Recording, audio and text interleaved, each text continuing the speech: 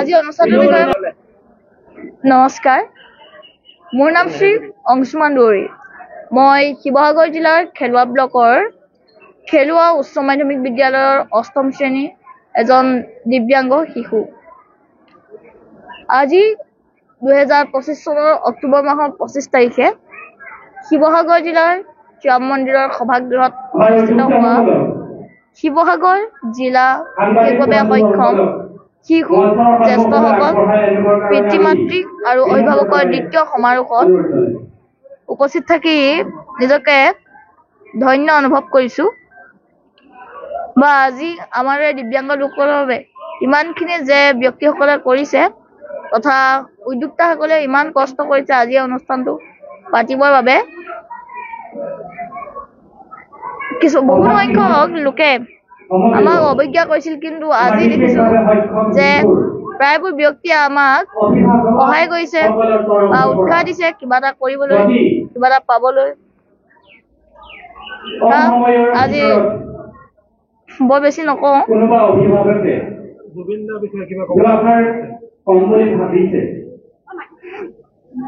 গাৰ্গ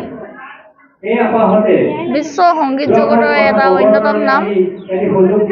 জুবিন গাৰ্গ ইমান সৰুৰে পৰাই তেখেতে গান গাইছিলে, শুনি ভাল লাগিলে। মই প্ৰায়বোৰ জুবিনৰ গানে ভাল পাওঁ দেই। জুবিনৰ বহুকেইখন চিনেমাও মোৰ ভাল লাগে। তাৰপিছত কাঞ্চনজংঘা বা আৰু বহুকেইখন চিনেমা, বিশেষকৈ মোৰ কাঞ্চনজংঘাখন চাই বেছি ভাল লাগে, যোনখন আমাৰ এই ৰাজনৈতিক চিষ্টেমৰ ওপৰত যোনখন চিনেমা বনোৱা হৈছিলে। জুবিনৰ গানবোৰ ভাল লাগে মোৰ, যেনে মায়াবিনী, মায়া মাথো। সেইটোৱে এতিয়া তেখেতৰ শেষৰ চিনেমা ৰৈ ৰৈ বিনালে এখন চাবলৈ যাম বুলি ভাবিছোঁ, যদি সময় সুবিধা মিলে। ধন্যবাদ।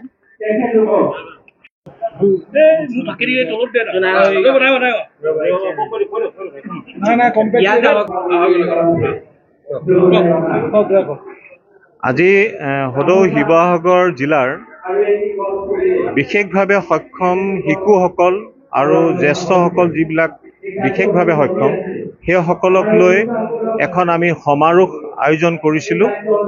তেখেতসকলৰ অভিভাৱকসকলৰ বহু কিছু মনৰ ভাৱ আদান প্ৰদানৰ কাৰণে, শিশুসকলৰ বিভিন্ন সমস্যাবিলাক আলোচনা কৰাৰ কাৰণে আমি আজি সভাখন আয়োজন কৰিছোঁ। 4টা খণ্ডৰ পৰা 4টা ব্লকৰ পৰা বিভিন্ন ধৰণৰ বিশেষভাৱে সক্ষম শিশুসকল ইয়াত উপস্থিত হৈছে, অভিভাৱকসকল আহিছে। আপোনালোকে নিশ্চয় পৰিৱেশটো দেখা পাইছে, এটা সুন্দৰ পৰিৱেশ। আৰু তেখেতসকলৰ যিখিনি সমস্যা, এই সমস্যাখিনি আমি চৰকাৰৰ ওচৰত অৱগত কৰিব বিচাৰিছোঁ সভাখনৰ যোগেদি। আৰু তেওঁলোকৰ অভিভাৱকসকলৰ যিখিনি মনোকষ্ট, সেই কথাখিনি আমি আলোচনা কৰিব বিচাৰিছোঁ। সদায় অভিভাৱকসকলে ভাবি থাকে যে আমাৰ দুৰ্ভাগ্যৰ কাৰণে এটা শিশু এটা জন্ম পালে নেকি, আমাৰ ক'ৰবাত বেয়া কাম কৰিছিলোঁ নেকি। কিন্তু আমি এনেকৈও ভাবিবৰ কাৰণে এটা পৰিৱেশ দিব বিচাৰিছোঁ যে এই শিশুটো সেই অভিভাৱকসকলৰ ঘৰত ভগৱানে দিছে, যাতে তেওঁ সেই পৰিয়ালটোৰ ঘৰতহে আচলতে প্ৰকৃত জাষ্টিছটো পায়। তেওঁ যদি বেলেগৰ ঘৰত জন্ম হোৱা হ'লে হয়তো তেনেকুৱা ধৰণৰ শুশ্ৰূষা নাপালেহেঁতেন। সেই বিশেষ এটা কোৱালিটি আছে বুলি অভিভাৱকসকলক আমি অৱগত কৰিছোঁ, যাতে তেওঁলোকে মানসিকভাৱে এটা শক্তি, ইতিবাচক তেওঁলোকে ভাৱ লৈ তেওঁলোকৰ শিশুসকলক আহিবলগীয়া দিনবিলাকত যাতে তেওঁলোকৰ সংসাৰখনত সুন্দৰভাৱে অতিবাহিত কৰিব পাৰে, সুখেৰে অতিবাহিত কৰিব পাৰে। আৰু তেওঁলোকৰ মনত যাতে এটা নিগেটিভ চাপ নাহে, নেতিবাচক বিচাৰধাৰা নাহে সন্তানবিলাকৰো, সেই কথাখিনি আলোচনা কৰিবৰ কাৰণে আমি আহিছোঁ। আৰু আমি মন্ত্ৰীসকলকো মাতিছিলোঁ। তপন গগৈ ডাঙৰীয়াও ইয়াত উপস্থিত হ'বহি, আমাৰ প্ৰাক্তন সাংসদ ময়ূৰ বৰগোহাঁই ডাঙৰীয়া, আৰু যিবিলাক উন্নয়ন আমাৰ পৰিষদ আছে সেই সকলকো আমি অনুৰোধ জনাইছোঁ, তেখেতসকলৰ যিবিলাক পুঁজি আহে তাৰ পৰাও 10% হওক 5% এই বিশেষভাৱে সক্ষম ল'ৰা ছোৱালীসকলৰ কাৰণে যদি উন্নয়নৰ কাৰণে কিবা কৰিব পাৰে, এই কথাখিনি আমি আলোচনা কৰিব বিচাৰিছোঁ। যিকোনো খবৰৰ বাবে যোগাযোগ কৰক 7099017330 লগতে 7099017110 নম্বৰত।